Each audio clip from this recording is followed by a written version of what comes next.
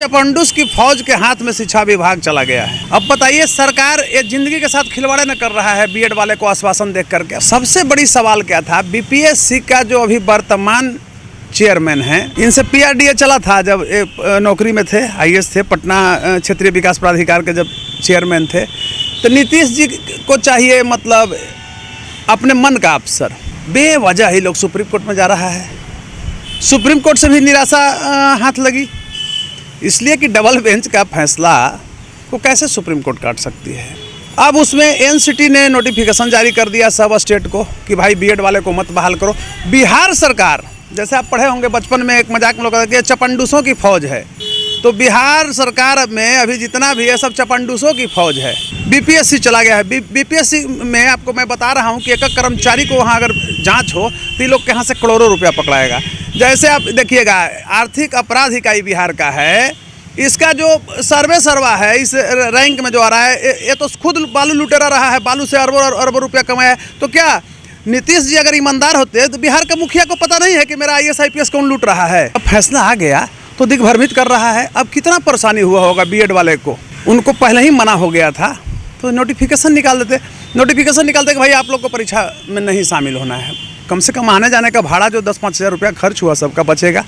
बिहार के लिए नहीं, हम कहते हैं कि ये जो बोलता है इस तरह से, उसके गांव के लिए जजमेंट होता है कि पूरे देश के लिए जजमेंट होता है। बीएड वाले अभ्यर्थियों को लेकर जिस तरीके से सुप्रीम कोर्ट का फरमान आया था और कहा यह गया था कि बीएड वाले अभ्यर्थी प्राथमिक शिक्षक नहीं बन पाएंगे, उसके बाद जो जजमेंट है वो सामने निकल के आया है और उसमें यह साफ कहा गया है कि बीएड वाले अभ्यर्थी जिस तरीके से बिहार में परीक्षा दिए हैं वो प्राथमिक शिक्षक नहीं बन पाएंगे। हमारे साथ बात करने के लिए पटना हाईकोर्ट के जाने माने अधिवक्ता कहे जाने वाले डॉक्टर कौशलेंद्र नारायण है। नारायण जी, जिस तरीके से जजमेंट आया था उसके बाद भी परीक्षा ली गई और कहीं ना कहीं परीक्षा लेने के बाद फिर से अब फरमान आ गया सुप्रीम कोर्ट का, सुप्रीम कोर्ट की तरफ से जारी किया गया लेटर। उसमें कहा गया है कि परीक्षा ली गई, जिसके बाद बीएड में वाले अभ्यर्थियों की बहाली। देखिए अभिषेक जी, मैं बता रहा हूँ, मैं बार बार कहता हूँ कि बिहार में कॉन्स्टिट्यूशनल ब्रेकडाउन हो बहुत लोगों को खराब लगता है।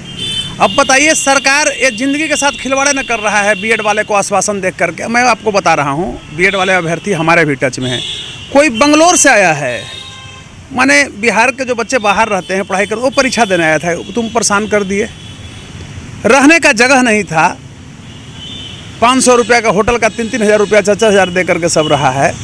सबसे बड़ी सवाल क्या था, बीपीएससी का जो अभी वर्तमान चेयरमैन है, इनसे पीआरडीए चला था जब नौकरी में थे, आईएएस थे, पटना क्षेत्रीय विकास प्राधिकार के जब चेयरमैन थे, तो नीतीश जी को चाहिए मतलब अपने मन का अफसर, चाहे वो सड़ा हुआ क्यों न हो, तो अपना बनाए हुए हैं। आप ये समझिए कि एक बच्चा जानेगा कि सुप्रीम कोर्ट का डबल बेंच का शुरू में ही जस्टिस अनुरोध बोस और सुधांशु धुलिया का जजमेंट था और एनसीटी को हिदायत था कि भाई बीएड वाले 1 से 5 तक बहाल नहीं होंगे, प्राथमिक विद्यालय में शिक्षक नहीं बनेंगे। जोर जबरदस्ती बीपीएससी ने ईगो बनाया, नीतीश कुमार ने ईगो बनाया। अभी देख ही रहे हैं शिक्षा मंत्री और पाठक जी का क्या चल रहा है, ये लोग ईगो बनाया, मैं स्पष्ट रूप से बता रहा हूँ। और कहा कि नहीं, जो अगर हम नोटिफिकेशन निकाल दिए हैं तो हम परीक्षा लेवे करेंगे। अरे परीक्षा लो ना। आप करते क्या कि बीएड वाले से को भी राहत उसमें देते, आप उसको अपग्रेड कर देते सीट को, बीएड वाले उसमें एडजस्ट कर देते, होता कि भाई परीक्षा दीजिए, हम आगे वाला में एडजस्ट करेंगे। दूसरी तरफ मैं बता रहा हूँ, बेवजह ही लोग सुप्रीम कोर्ट में जा रहा है। सुप्रीम कोर्ट से भी निराशा हाथ लगी, इसलिए कि डबल बेंच का फैसला को कैसे सुप्रीम कोर्ट काट सकती है, और वो तथ्यात्मक फैसला है। अब उसमें एनसीटी ने नोटिफिकेशन जारी कर दिया सब स्टेट को कि भाई बीएड वाले को मत बहाल करो। बिहार सरकार, जैसे आप पढ़े होंगे बचपन में, एक मजाक में लोग कहते हैं चपंडुसों की फौज है, तो बिहार सरकार में अभी जितना भी है सब चपंडुसों की फौज है। और एक चपंडुस की फौज के हाथ में शिक्षा विभाग चला गया है। बीपीएससी चला गया है। बीपीएससी में आपको मैं बता रहा हूँ कि एक कर्मचारी को वहाँ अगर जांच हो तो ये लोग के यहाँ से करोड़ों रुपया पकड़ाएगा। जैसे आप देखिएगा, आर्थिक अपराध इकाई बिहार का है, इसका जो सर्वा है इस रैंक में जो आ रहा है, ये तो खुद बालू लुटेरा रहा है, बालू से अरबों रुपया कमाया है। तो क्या नीतीश जी अगर ईमानदार होते तो बिहार का मुखिया को पता नहीं है कि मेरा आईएएस आईपीएस कौन लूट रहा है। तो EOU जांच किया बीपीएससी में, इसके पहले ही बीपीएससी वाला में क्या हुआ, रंजीत रजक को जेल भेजा, 2 महीना के अंदर ये लोग चार्जशीट भी नहीं जमा किया, बेल हो गया। कानून भी तो वाद हो जाती है ना न्यायपालिका। अब मैं बता रहा हूँ कि इसमें भी ये लोग कर रहा है, उलट पुलट कर रहा है। जब फैसला आ गया तो दिग्भ्रमित कर रहा है। अब कितना परेशानी हुआ होगा बीएड वाले को, उनको पहले ही मना हो गया था तो नोटिफिकेशन निकाल देते, नोटिफिकेशन निकालते कि भाई आप लोग को परीक्षा में नहीं शामिल होना है। कम से कम आने जाने का भाड़ा जो 10-5 हज़ार रुपया खर्च हुआ सबका बचेगा। क्योंकि कितना हो बड़ा बाप का बेटा होता है वो माने रोजगार जब तक प्राप्त नहीं होता है तो वो अर्थाभाव में जीता है। कितना हो बड़ा बाप का, सबका लेवल बना हुआ है। लोग तो कह रहे थे कि बिहार के लिए है ही नहीं जजमेंट। बिहार के लिए नहीं, हम कहते हैं कि ये जो बोलता है इस तरह से उसके गांव के लिए जजमेंट होता है कि पूरे देश के लिए जजमेंट होता है। 302 में सज़ा का अगर प्रावधान है साबित होने पर, तो जो बोलता है तो उनके लिए खाली वो लागू होता है कि पूरे एक्यूज्ड पर लागू है। तो ये सब मूर्खता है। मैं बार बार कह रहा हूँ कि बिहार में कॉन्स्टिट्यूशनल ब्रेकडाउन है। अभी देखिए कितना मतलब यहाँ करप्शन है स्वास्थ्य विभाग में। मैं आप हमसे पूछ रहे हैं तो हम सार्वभौमिक है, यूनिवर्सल वर्क करते हैं, तो कुछ हम और उसमें जोड़ेंगे ही। अभी आप PMCH में चले जाइए, आप एक पत्रकार हैं, क्या कर दिया सरकार, तुगलकी फरमान कि PMCH में मीडिया वाले नहीं जाएंगे, क्योंकि नीतीश कुमार ने अपने लोगों को वहाँ बहाल किया है जिसको कोई योग्यता नहीं है। वहाँ जाइए, नर्स में देखिए, नर्स को लिखने नहीं आता है, नाम नहीं, ये प्राइवेट से डिग्री लेकर के आ रहा है सब। और सब अभी देखिए 11,000 नर्सेज की बहाली हो रही है। ये सब पैसा पर सेटिंग हो गया, सब पैसा पर हो गया है। उसको इंजेक्शन नहीं देने आ रहा है, इंजेक्शन का नाम नहीं पढ़ने आ रहा है। अभी आप जाएंगे, मैं हथुआ वार्ड में गया था, हाल एक हमारे रिलेटिव भर्ती थे, हालांकि एक्सपायर भी होकर गए। विश्वास नहीं कीजिएगा, 5 मिनट खड़ा रहने में लगा कि आदमी को वोमिट होगा, इतना दुर्गंध दे रहा है वहाँ का वाल से, क्योंकि फिनाइल भी नहीं सरकार दे रही है। तो अब कुछ है नहीं। बीएड वाले अब भी आशा तोड़ दें, और समझ रहे हैं ना, सुप्रीम कोर्ट डिसीजन नहीं ना पलट सकता है, डबल बेंच का डिसीजन है। अब क्या है कि अब ये चीज़ को सच को बोलो तो लोग कहते हैं कि ये जो बोल रहे हैं सही है। अरे भाई, जब सुप्रीम कोर्ट का फैसला आ ही गया है तो ये तुमको फंसा न रही है बिहार सरकार, ये कर रही है। नहीं, ये चपंडूसों की सरकार है। ये तथा कथित कुशासन है, सुशासन नहीं। कौन है तथा कथित सुशासन? कैसे आप बताइए? जिस नीतीश कुमार ने लॉ एंड ऑर्डर का हवाला दे करके लालू यादव को जंगल राज कहा और सत्ता में आए थे, और ही महाजंगल राज बना दिया बिहार को। अब दोनों एक हो गए हैं। मैं एक जिम्मेवार नागरिक के तहत भी, एडवोकेट नहीं, जिम्मेवार नागरिक के तहत भी मैं बोल रहा हूँ। तो मैं कहना चाहता हूँ कि अब कोई भ्रम में नहीं रहे बीएड वाले, उनको साथ न्याय नहीं मिल रहा है प्राथमिक विद्यालय तक। अब वो एक लड़ाई छेड़े, सरकार से मांग रखें कि हमको अपग्रेड कर दिया जाए, सीट को बढ़ा दिया जाए। तो अभी आप एक छोटा सा चीज़ देखिए कि ये जिस तरह से ठग रही है सरकार, मुझे दर्द है। मैं एक बिहारी हूँ, मोरल लेजिस्लेशन की बात करता हूँ, सोशल वैल्यूज़ की बात करता हूँ। आप चले जाइए इस पटना में, मैं बता रहा हूँ, आपको शर्म आएगा। मैं ऑन रिकॉर्ड आपके चैनल से बोल रहा हूँ कि 50 गो लड़का 35 गो लड़का नहीं है जिस विद्यालय में, उसमें 23 24 गो शिक्षक और शिक्षिका पटना में जमे हुए हैं। क्यों है? लाखों लाख रुपया का जो पेमेंट जा रहा है, इनको जाना चाहिए फतुहा में। तो ये लोग डिप्रेशन करा कर रहे हुए हैं। भाई भतीजावाद में भाई नीतीश जी के लोग हैं, मैक्सिमम देखिए सारे लोग नीतीश जी के हैं। माने नीतीश कुमार ने अराजकता फैला दिया है बिहार में, जातिवाद का। आप जहाँ भी चले जाइए शिक्षक में, मैं रिकॉर्ड अगर कहेंगे तो विद्यालय भी 10 नाम बता दूंगा। तो आप जाकर देखिए विद्यालय में ये लोग भर गया है, पैसा दे के पोस्टिंग करा लिया है, एक को दिन विद्यालय जाना नहीं है। तो जब सरकार के आंख के नीचे इस तरह की घटना घट रही है, मुझे दर्द है, क्षोभ है बिहारी होने के नाते कि लिटरेसी बढ़ना चाहिए था। ये बताइए कि आज के 8-10 साल पहले शिक्षक नहीं थे, आप सुनते थे ना, तो ये कहते थे कि लालू जी ऐसे करते थे। लेकिन अब तो दुर्भाग्य है कि दोनों एक न हो गए, जैसे चोर चोर मौसेरे भाई वाला हाल है। आज आप चले जाइए, 5 लाख शिक्षक के बहाली हुआ है, तो क्या शिक्षा का रेशियो बढ़ा भाई? तो क्या किया कि मिल करके शिक्षा मंत्री यहाँ का और नीतीश जी के एक करीबी मंत्री ने कि सरकार यहाँ केमिकल बेच दिया, केमिकल घोटाला कर दिया, लेबोरेटरी अपग्रेडेशन घोटाला यही ना हाई स्कूल में, नहीं उसको PIL दायर किया था पटना हाई कोर्ट में। लड़के को आया था कि परखनली से परिचित होंगे, केमिकल से प्रैक्टिकल करेंगे, वो भी खा गया। सामान अपग्रेडेशन का 3 लाख रुपया था सारे विद्यालय में, वो भी पैसा खा, यानी 340 करोड़ का घोटाला यही सरकार ने किया है 3 साल पहले, 2.5 साल पहले। हंसी आएगा कि गुरुजी बीएड की बात हो रही है, शिक्षा की बात हो रही है। गुरुजी लोग किए क्या था, जो हेडमास्टर थे वो डीओ से मिलकर डीओ ने 30% पैसा ले लिया, वहीं कई बार अखबार में आया है। और ये लोग, शर्म आएगा, हंसने का चीज़ है। जिस तरह से लालू जी के समय में भैंस जो है स्कूटर से ढोया था, तो नीतीश जी के समय में केमिकल कहाँ से खरीदाया है? केमिस्ट एंड ड्रगिस्ट के यहाँ से नहीं खरीदाया है, वो इंटरप्राइजेज के दुकान से खरीदा गया है। बताइए, जांच के आदेश है double bench chief justice Sanjay Karol और जस्टिस एस कुमार के बेंच ने आदेश दिया था। कुछ गुरुजी जेल भी गए थे, बाकी खाना पूर्ति सब कर लिया जांच के नाम पर कि जांच करा रहे हैं।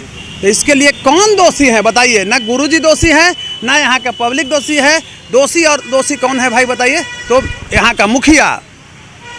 अगर कोई थानेदार के जो जुरिडिक्शन है, क्षेत्र है, उसमें चोरी होता है तो उसके लिए थाना प्रभारी को जेल जाना चाहिए, चोर को नहीं। सबसे पहले थाना प्रभारी अत्यधिक होता है, तो वही स्थिति है। तो सवाल ये है आपसे कि सरकार यह जानती थी कि बहाली फंसनी है बेड वालों की? क्या आप इस तरह से हमसे पूछते हैं? आपको पता नहीं है? इस पर पहले ही ना आप आए हैं 4 बार 5 बार। हमको चेहरा आपका याद नहीं है, चैनल याद नहीं है, तो उस पर तो हम पहले ही बताए थे कि ठग रही है सरकार। अब बीएड वाले को भी खराब लगता हो नहीं, मैं तुम्हारी हक की बात करता हूँ। हमेशा मैं शिक्षा से जुड़ा रहा हूँ। शिक्षा एक ऐसी वस्तु है जिसका उपयोग पुरानी पीढ़ी नई पीढ़ी पर करता है, जिसका प्रस्तुतिकरण वर्तमान में नहीं होकर भविष्य में होता है। लेकिन नीतीश जी ने क्या कर दिया तुम लोगों को? 5,000 यही सरकार ने शिक्षक बनाया था। कितना लड़ाई इसके पक्ष में हम लड़े थे, शिक्षकों के पक्ष में। तो मैं आपकी हक की बात करता हूँ, इसको दूसरे रूप में नहीं देखिए आप। आज पूरा कोलैप्स हो गया सिस्टम बिहार में। जब आदेश है, सुप्रीम कोर्ट का आदेश हो गया था कि बीएड वाले ना होंगे, तो फिर परीक्षा क्यों लिया? कितना बड़ा क्राइम किया है, इसको कहते हैं हम लोग हैवियस क्राइम। तो यहाँ का बीपीएससी का चेयरमैन हैवियस, मतलब उसको कहेंगे नोटोरियस क्रिमिनल जैसा व्यवहार किए हैं स्टूडेंट के साथ। मुजफ्फरपुर बच्चे हमारे परीक्षा देने जा रहे हैं, हमारे बच्चे सीतामढ़ी परीक्षा देने जा रहे हैं। क्या हो रहा है? रहने का जगह नहीं, खाने का बेचारे का जगह नहीं है, होटल में नहीं मिल रहा है।